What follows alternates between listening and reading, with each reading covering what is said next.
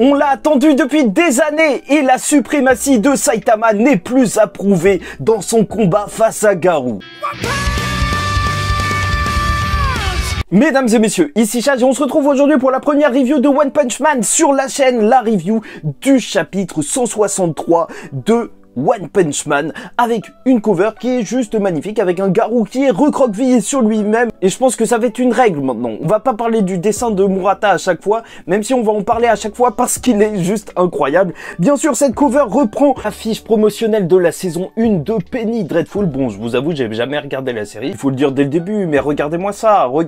Ce chapitre était excellent, c'est ce que j'attendais du combat de Saitama vs Garou, de l'humour, mais à 100%, parce que moi, personnellement, mon personnage préféré, c'est le roi des clodos. C'est pour te dire ce que j'attends de cette série. Et là, franchement, là, le moment où il lui a dit « Est-ce que tu te fous de moi ?» Et regarde juste la tête de Saitama.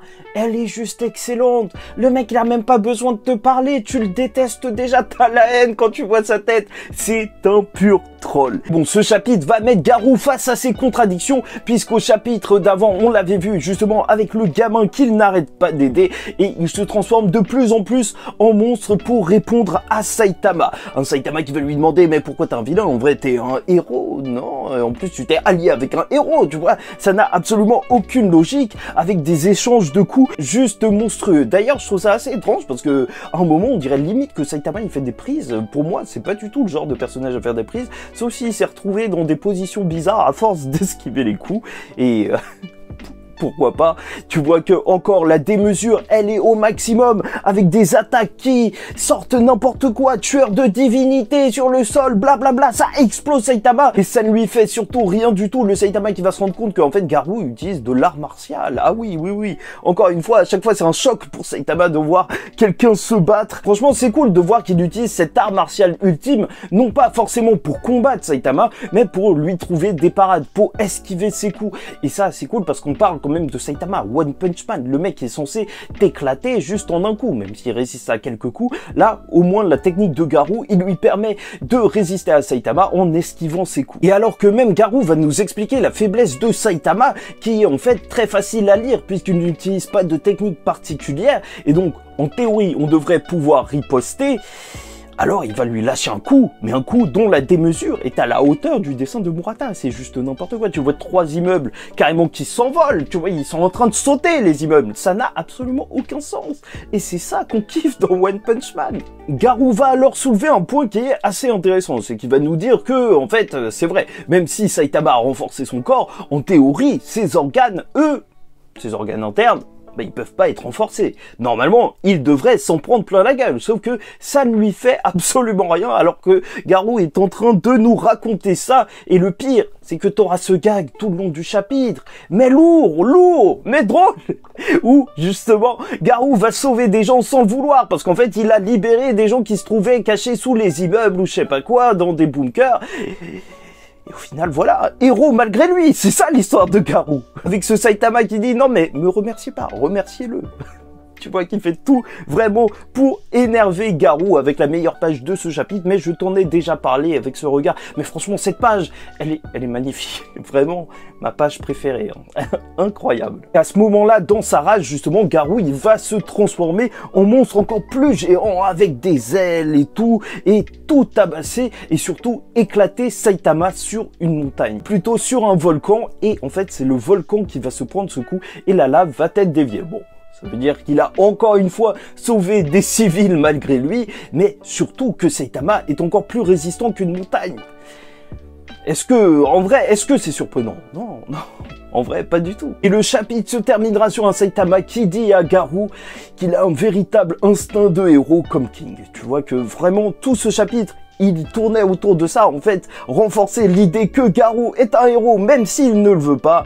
Et ça, c'est juste génial, parce que franchement, je me demande, ça va être quoi la conclusion du personnage de Garou? Je pense que là, c'est ça la vraie question, parce que Saitama, il n'y a pas énormément de questions qu'on peut se poser par rapport au personnage, mais Garou, je le kiffe. en vrai, depuis qu'on nous l'a introduit, je voulais voir ce combat, et là, je ne suis pas déçu, et j'ai hâte de voir son développement.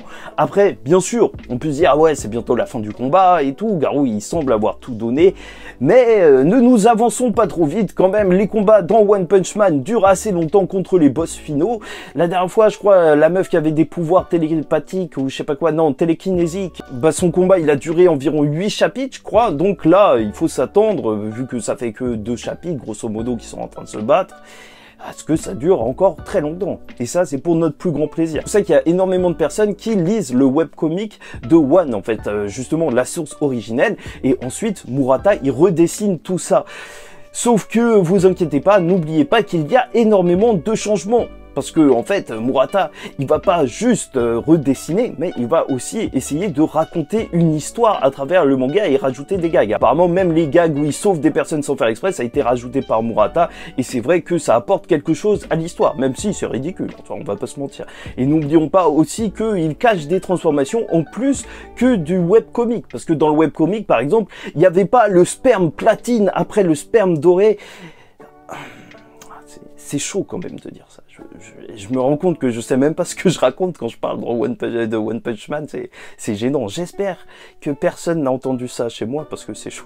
Bon, et je vous avoue que si c'est juste maintenant que je commence les reviews One Punch Man, c'est que j'ai rattrapé le manga, en fait, il y a 2 ou 3 mois, mais en fait, je voulais sortir une grosse vidéo, justement, pour parler de l'intérêt, justement, de suivre une série comique. Même s'il y a du développement de personnages, de l'action et tout, justement, je voulais en parler après la saison 1, vu que après ça a perdu beaucoup de public, je trouvais ça intéressant. Sauf que à chaque fois, je remets ça plus tard, et donc, autant commencer les reviews maintenant. Après, n'hésitez pas à me dire en commentaire si, justement, ça vous intéresse ce genre de vidéo. Parce que comme ça, au moins je serai fixé, j'essaierai de motiver un petit peu plus. Enfin bref, voilà tout pour moi. N'hésitez pas à me dire ce que vous en pensez. En fait, est-ce que vous pensez que... Non mais Saitama, il est juste imbattable. C'est le principe de la série. Mais que va faire Garou? Est-ce que vous trouvez qu'il y a des choses à rajouter à la review? Est-ce que vous voulez que je parle un petit peu plus du dessin ou d'autres choses? Avec un Murata bien sûr très expressif dans l'action, avec des coups qui vont même jusqu'au bord des pages. Et ça, c'est quand même quelque chose à remarquer pour te montrer quand même l'ampleur de la puissance de ces coups.